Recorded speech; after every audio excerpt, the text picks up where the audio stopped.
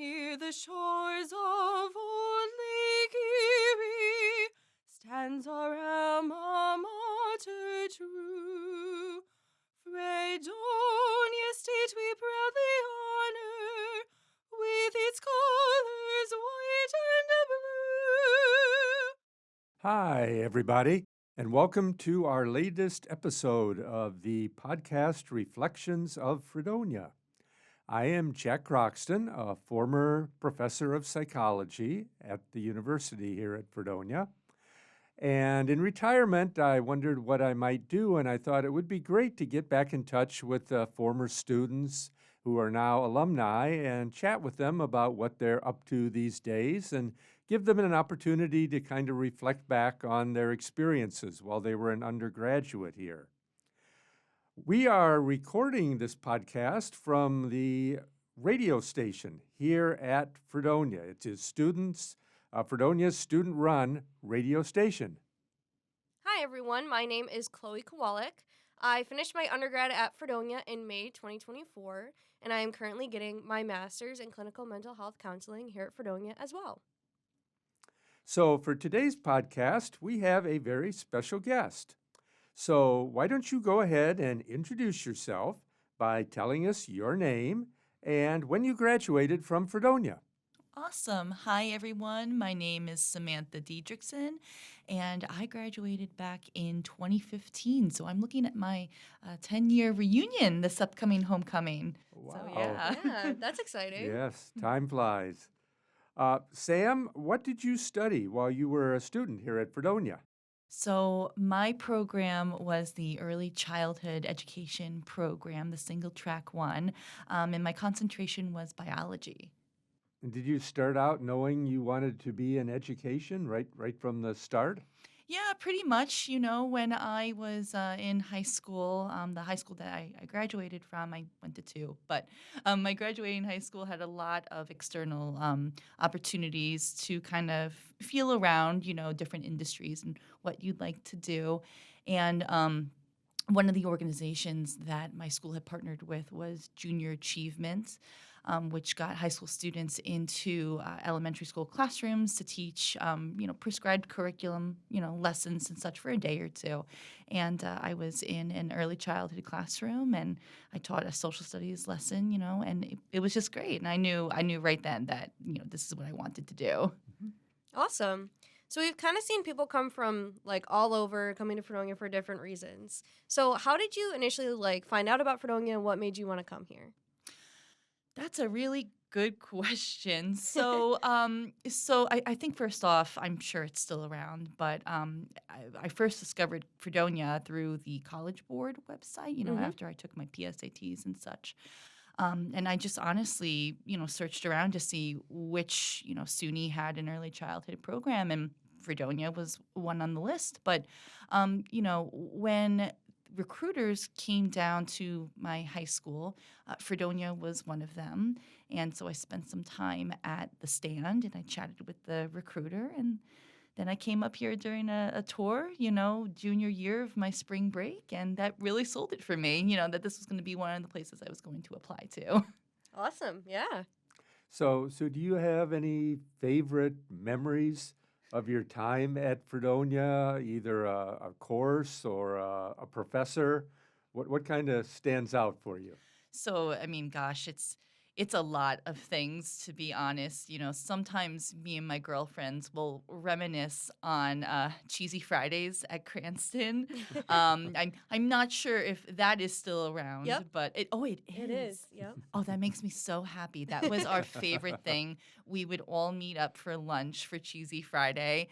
Which, my goodness, it would be cheese everything, like mac and cheese, grilled cheese with tomato soup, the whole bit, and it was a great way to just decompress after a long week of classes and field work, So that, gosh, that was one thing. And then, and then of course, Jack and I spoke about this a little bit via email, but, one of my, favorite professors was Dr. Mira Berkeley, who had retired from Fredonia. She was my early childhood professor, but she's still, since passed on and such. But she was a really really great woman, and I feel did a great service to Fredonia to really build up the early childhood portion of our department here and such. Years then and since then it's done still very well. But she's a a great piece of Fredonia for me in my heart now. Absolutely. So what did you do for your student teaching? Where did you go for that? So I actually had applied for SUTEC, so I did student teaching actually down in New York City. Oh, Um, and my girlfriend at the time, me and my roommate, we both applied and we got in, and we were so happy. Diane, we were really really happy that we got in because we're both from Long Island. So we took up that opportunity, and I student taught down in East Harlem was my first placement at a charter school, Amber Charter, and then my second placement, I was at PS 111 in Manhattan. So oh, yeah, they both okay. really really great again opportunities that really shaped my life, and it really really solidified what I wanted to do, which was to teach in an urban setting. So Right, it was great.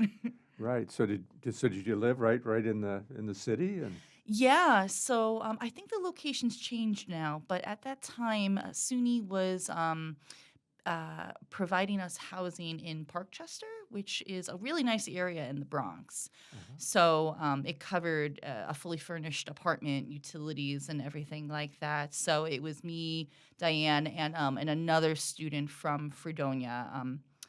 I I don't recall her name, Right. unfortunately, but she was in the math adolescent program, so our tracks did not quite meet. But yeah, so it was the three of us and quite a few other SUNY students, throughout the um, apartment towers, if you will. They kind of grouped us together residentially so that we wouldn't be too far from other SUNY student teachers and such. So it was a really great experience. Great. Yeah, that's really cool. hmm So you did your undergrad here at Fredonia, and you have your master's, and we see that you're also pursuing your PhD. So tell us a little bit about what your goals are and what inspired you to pursue your doctorate. Sure. So that that is also such a little bit of a story there. So it I had never really considered going for my doctorate at any point in my life, but other people had told me that I should. Mm-hmm. And it actually did start here at Fredonia. Dr. Anna Thibodeau was my ed psych professor, and I know since then she had a few other roles in the department, going higher up Hmm. in positions. But when she was my professor, she had told me that I should go for my doctorate. But she knew me very well, and she was said that that I should go, but you don't think that you have what it takes. Um, Not in a bad way, but my self confidence was very low at that time. And I laughed. I said, "Yeah, you're actually right. You're 100% right." Um, After graduation, I went to Hofstra University and I got my master's in special education, early childhood intervention. And it was there a second time where one of my professors said, have you ever thought about going for your doctorate? Because we had been sitting down to construct a research study. That was part of one of the milestones that I had to complete was conduct a research study and apply behavior analysis. And we're coming up with a design, and she was just like, "Did you ever think like maybe you should go and do this?" I was like, "No, I'm just going to teach." Like, no, but I really like this, making this study. Like, this is really great. But no, not at all. Um, then, as time went on, I taught young children with delays and disabilities for several years. And then eventually my husband and I moved up to Buffalo. And then I can't even explain it to you. It just dawned on me. I said, I don't like where things are kind of headed in special education, especially early childhood special education. We don't have enough providers in Western New York, and it's incredibly shocking because almost any 4-year institution down in New York City or Long Island has a graduate degree that would lead to that type of teaching certificate, right? And I said, what a disservice to the young children up here. And I'd like to change that. And it was just such a random kind of crazy pipe dream. But then I found myself applying to UB, and I'm about to enter my 4th year in their curriculum instruction and science for learning program, their Sizzle program. I'm working on my dissertation right now, and it's just really wild how time has passed, and that, this is where I am 10 years after graduating from Fredonia. I'm about to get my PhD. Yeah, you probably wouldn't have even thought about that 10 years ago, where you'd be today. Exactly. No, not at all. Because, Dr. Thibodeau called it. I didn't think I had what it took, because of just where I was. But worked on myself and, worked on what I wanted to do. And this is where I'm at. Yep, here you are. Yeah, that's awesome. Yeah, we saw kind of through all your grad school stuff. You've had a lot of good, extensive research experience. So just tell us a little bit about what your research interests are and what you've studied. So, at this time, I'm really interested in understanding a bit more on things having to do with teacher preparation. There are studies of teacher preparation programs and how we can better support our candidates, right? Particularly in early childhood, of course, and early childhood special education. But some of my other interests are, within the realms of equity, anti-bias within early childhood, right? But right now, my hot topic, which is my dissertation, actually, is honing in a little bit more on the self-regulation skills and executive function skills, right? That was one of the interests of my chair, my dissertation chair, my advisor, Dr. Claire Cameron at UB. But in particular, I am looking to study the phenomenon of burnout in early childhood special educators, right? How they describe it, how they feel it very early on in their careers. Because right now, currently, they're, the field, going back to, again, what I wanted to do up here, right, is going through compassion fatigue. There really is no form of support, or it's very minimal for early childhood special educators. And most of the time, by the time they hit their 5th year of teaching nationwide, we have that big retention issue. And a lot of times they decide to leave the field, pursue something else.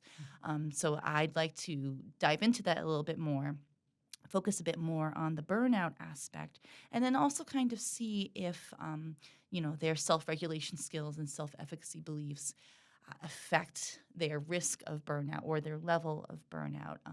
And that would dive more into how can we support their mental well-being before they hit that, place of no return, if you will, when they decide to just leave teaching. And then, again, we're left with no provider for these children, and we're closing classrooms and we're closing schools and programs. So that's a bit of where I'm at with my research. Well, that's definitely an important topic. Have you started your data collection for your dissertation? I have, yeah. So it's a mixed method study, meaning I'm taking in quantitative data and qualitative data as well. So I've already completed 5 interviews and quantitative surveys with a few participants, right? And so I'm hoping to hit 15. I'd be very happy if I get to 20, 20 participants, but I have 5 completed. So yeah, I'm very excited with how things are shaping up. Well, That's awesome. hopefully that will eventually lead to a nice publication for you, and Yeah. that will be something that a feather in your cap when you go out and start looking for a job in academia. Yeah, and I will say this little plug. I was accepted to present my preliminary data actually at a conference this November. I'm going to awesome. be, thank you. I'm going to be out in Kansas City, Missouri. So I will have to wear my Bills attire at Yes, some please. point. Wow. Yes, thank you. That's right. Go Yeah. Bills. Go Bills, yes. So so I'm presenting, preliminary data in a poster session for the Teacher Education Division of CEC. And so, kind of take it as my rough draft for my findings presentation in the springtime, hopefully. So I'm very excited to present what I've already analyzed in Kansas City. Wow, that's awesome. wonderful. Yeah, congratulations. Thank you. Do you feel that your time at Fredonia has helped to shape your career and where you are today? And if so, how? Absolutely. So again, I have to go back to Mira because without her, I wouldn't have been the educator that I am today. Um, the way that she taught us to support and care for young children, I really took to heart, and to understand that they really are children. They're young children, right? And they're going through these huge developmental milestones, whether they're infants or toddlers or preschoolers or even kindergartners, right?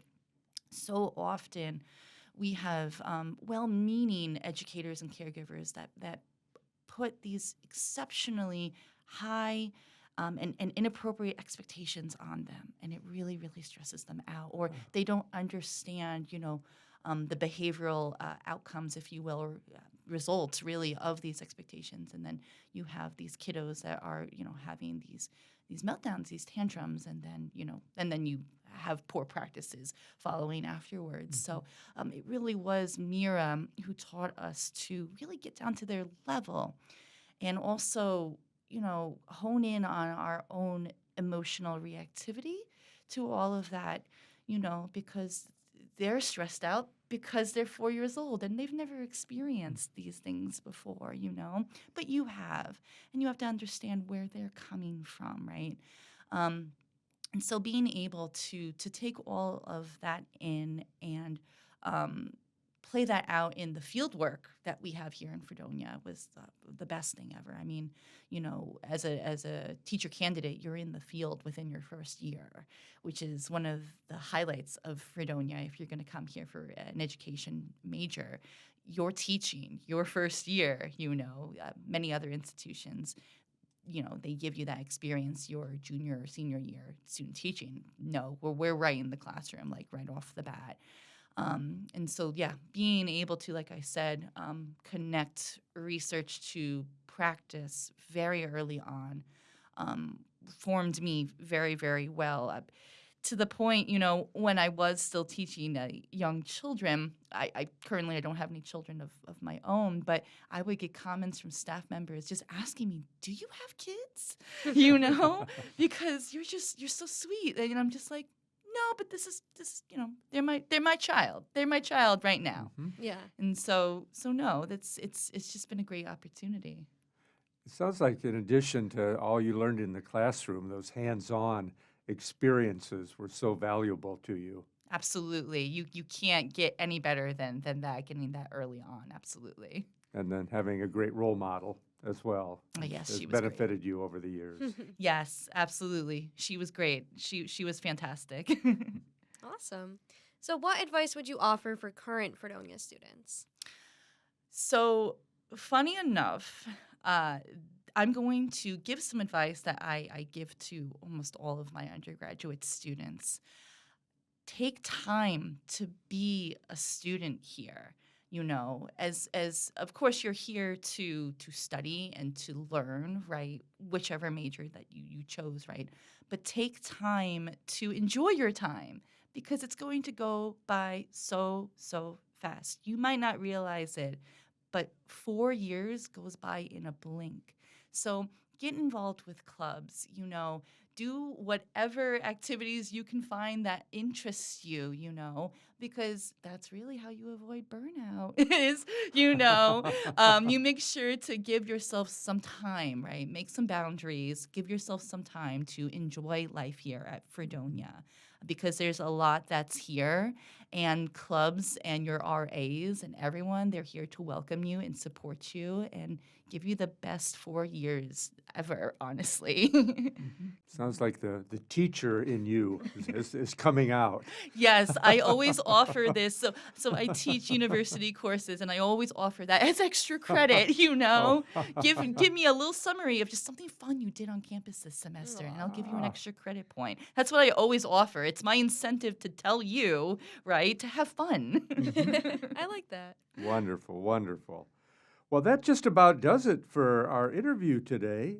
Samantha, is anything else you can think of that you'd like to add while you have the microphone?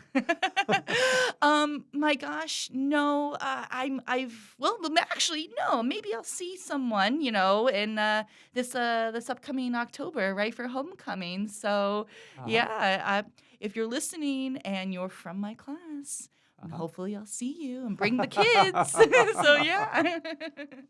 Great. Well, thank you so much, Samantha, for being on our podcast today. I am Jack Croxton. And I'm Chloe Kowalik, and we'll see you in the next podcast.